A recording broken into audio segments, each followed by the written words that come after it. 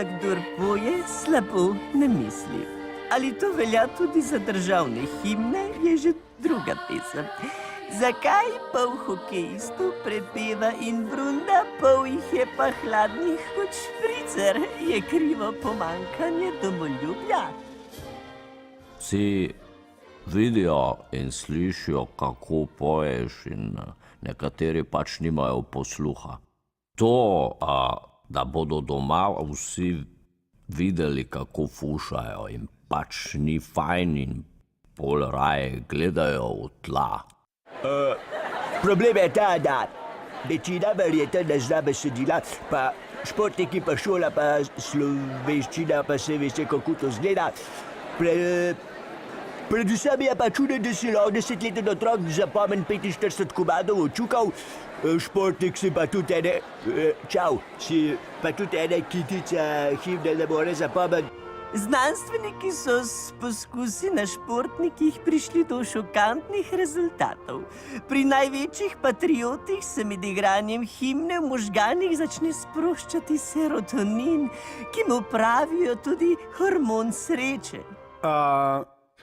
Ja, fora je v tem, da ko stojim na zmagovalnih stopničkah in se igra himna, se v mojih možganih odvija ogromno procesov.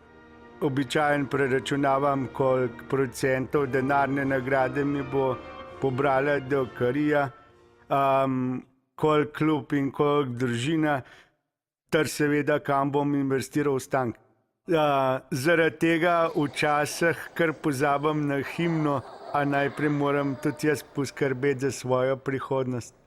Šampionom, ki pogosto stojijo na najvišji stopnički zmagovalnega odra, se možganska struktura ob pogostem poslušanju državne himne precej spremeni in zelo spominja na občutek pri orgazmu. Zato se zgodi, da nekateri ob tem tudi jočejo. Ja, to sproščanje dopamina, endorfina, in serotonina, ki niso na seznamu prepovedanih substanc, lahko povzročijo zasvojenost in tako naprej.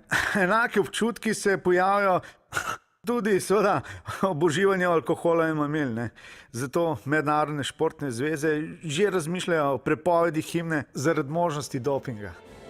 Neposredno pred doživljanjem vrhunca se aktivira senzorni del možganske skorje, ki sprejema dražljaje za dotik različnih delov telesa. Zato ni nič nenavadnega, če se športniki med igranjem himne dotikajo.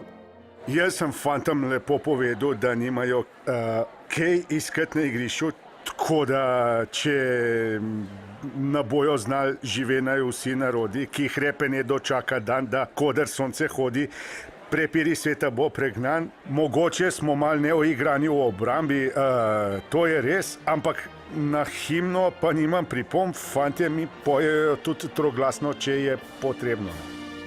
Če se tudi vam ob poslušanju Zdravljice dvignejo kocine, je najbolje, da vstanete in zapojete skupaj z našimi šampioni. Ne vrag, le sose, bo mejak.